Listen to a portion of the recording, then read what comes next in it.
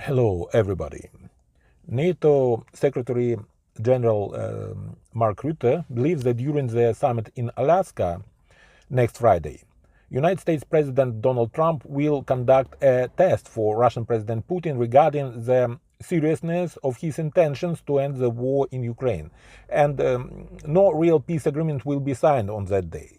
The fact that Donald Trump is not at all confident that his efforts yield any real results is also stated by American Vice President J.D. Vance, who spoke with Donald Trump about this.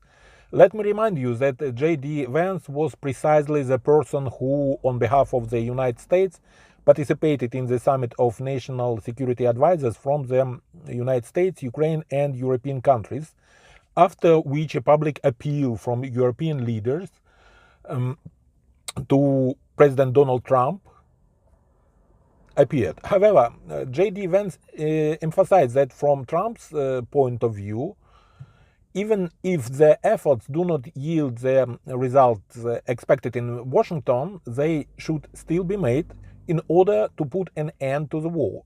Also, he emphasized that without Donald Trump's leadership, Russia and Ukraine are unlikely to agree on a ceasefire for this long-standing war.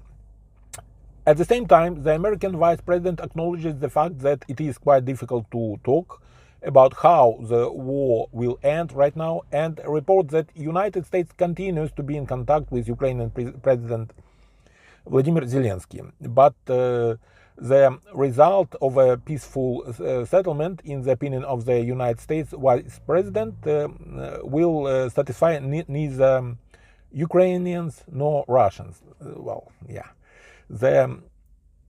He also emphasized that from his point of view, Americans should discuss precisely the end of the war along the line of military confrontation, the current front line. That is, we are again returned to the proposal that Donald Trump has expressed to Russian Federation President Putin literally since their first telephone conversation, and to this day the President of the Russian Federation has not agreed with this Trump proposal, demanding the withdrawal of Ukrainian troops from the territories of Donetsk, Lugansk, Kherson and Zaporizhia regions, which, as is known, were annexed by Russia and are now perceived in Moscow as subjects of the Russian Federation. Why should Putin's position have changed at all, and is the Russian president going to agree with the idea that Russian and Ukrainian troops should agree to a truce along the line of confrontation? No information is available. It is possible that the United States will make efforts to persuade Putin to such a truce, but there are no signs that the Russian leader may agree to such an approach. Unless it could be about a short-term truce, about some kind of Putin's gift to Trump, which will end in an even bloodier and more serious war. The only question is when. When Donald Trump will continue to serve as President of the United States, or when the career of the current American president ends and he leaves the Oval Office. But will Putin wait that long to realize his intentions of restoring Russian imperial statehood within 1991 borders? Is the Russian president ready to believe that he simply has to outweigh Donald Trump, just as he outweighed his predecessor as President of the United States, Joe Biden? Of course, almost no one has an answer to this question right now. This is why Mark Rutte talks about the test that Donald Trump allegedly intends to arrange for Putin. The question also is, why is Trump ready to risk his reputation if his meeting with the Russian president does not end with some concrete results? After all, no matter what J.D. Vance says about Trump considering it necessary simply to make efforts to end the Russian-Ukrainian war, if the summit in Alaska ends without any real discussion that truly lead to the war ending, this will be a demonstration that Trump generally cannot influence the Russian president.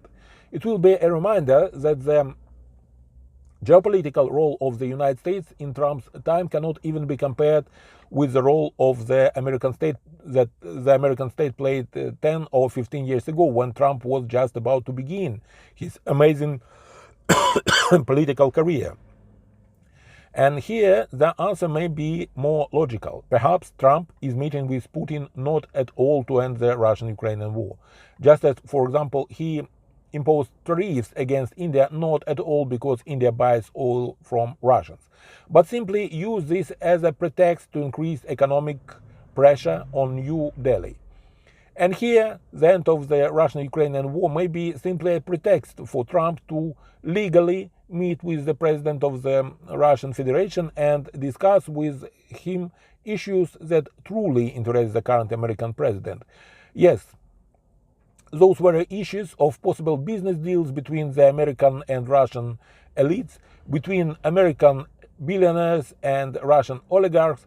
After all, let's not forget that Trump has always been focused precisely on deals and not at all on realistic political solutions to the problems that have accumulated in the modern world. And then the conversation about ending the Russia-Ukrainian war may be only a part, and not a very important one at that, of the meeting between Putin and Trump. It could be the background against which the completely different, indeed much more important issues for the Russian and American presidents, their common interest will be discussed. And in this situation, reporting that no real breakthroughs in resolving the Russian-Ukrainian war have been achieved, but negotiations on this matter will continue, may be considered by Trump as the best background for his desired and possibly truly important meeting with the Russian president and Putin's closest entourage, who will arrive in Alaska from the point of view of what Putin and Steve Witkoff agreed upon. Well, then it is obvious that the most important role in such an entourage will be played not by classical officials like the head of the Russian diplomatic department, Sergei Lavrov, but by the very same Kirill Dmitriev, whom Putin has entrusted with creating the economic and business background for Trump interests. Thank you for watching. Have a nice day, and Slava Ukraini!